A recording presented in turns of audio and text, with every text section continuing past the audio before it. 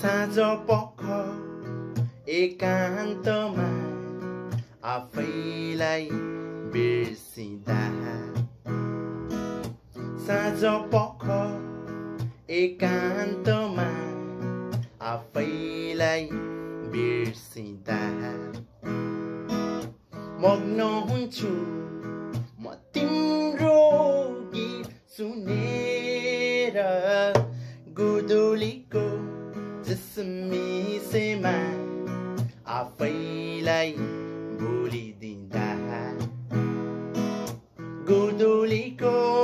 झिसमिसेमा आफैलाई भुलिदिँदा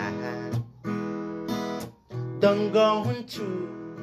म तिम्रो सोच बुनेर साँझ पख एकान्तमा आफैलाई बिर्सिँदा